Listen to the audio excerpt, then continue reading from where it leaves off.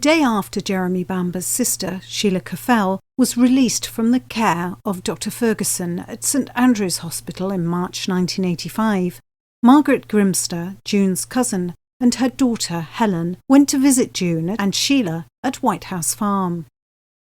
June and Margaret had a good relationship and had seen each other frequently since childhood. Margaret visited White House Farm with her family approximately twice a year. On this particular occasion, Helen, who was 14 at the time, remembered that when the adults had gone for a walk, there was a discussion between herself and Sheila.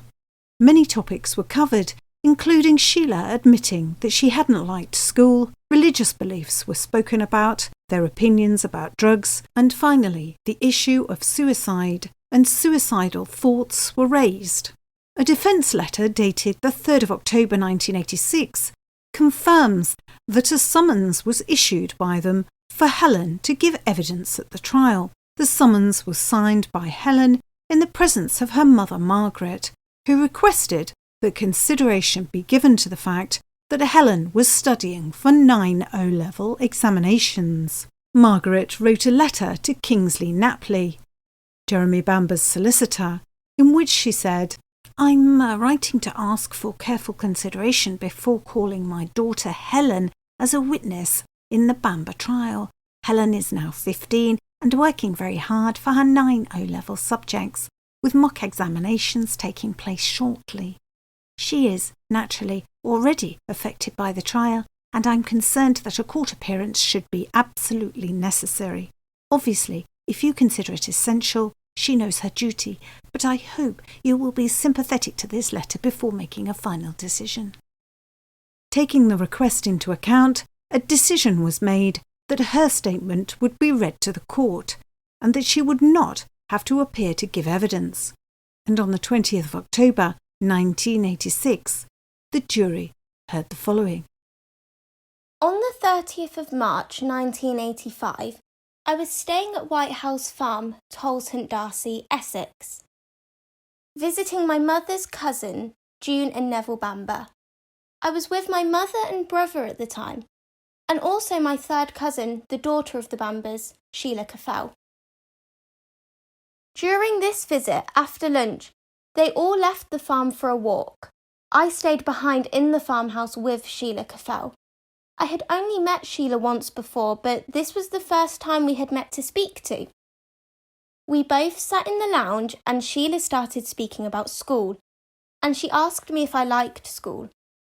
She said that she had been bullied at school and that she hadn't enjoyed her school days. She said she had changed schools when she was younger. As Sheila spoke, she began to roll cigarettes. When she lit the cigarette, it smelt a bit strange. As we talked, she chain-smoked the whole time and kept insisting that I tried one of these cigarettes, although I had declined the first offer. She asked me if I ever thought of killing myself, and she said that she contemplated suicide on more than one occasion. I didn't think much of this at the time, but her line of conversation struck as singularly peculiar. That was very odd as she spoke.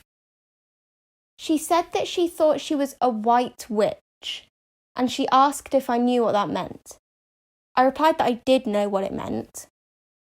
She also said that she had got to get rid of the evil in the world, and she kept going on about this. Sheila said that her mother said that Sheila, had lost her soul, and that June had said Sheila should be more religious. She had said she had a nervous breakdown and she was now on tranquilizing drugs. I knew at this time that Sheila was separated from her husband, Colin, and she said at that time she was happier because she was on better terms with him. Sheila asked me if I had ever tried taking drugs. I said that I hadn't, and she said she thought everybody should try taking drugs, as she had taken them herself. We also spoke of another relative, Susan Burgess, née Wallace, and she wanted to know if I had any recent knowledge of her. This conversation lasted about 1 hour, and it frightened me, and I thought she was very strange. I have never visited White House Farm since, and I have not seen any of the Bamber family since. I went to the funeral of the Bamber family with my mother, but we didn't really speak to anybody.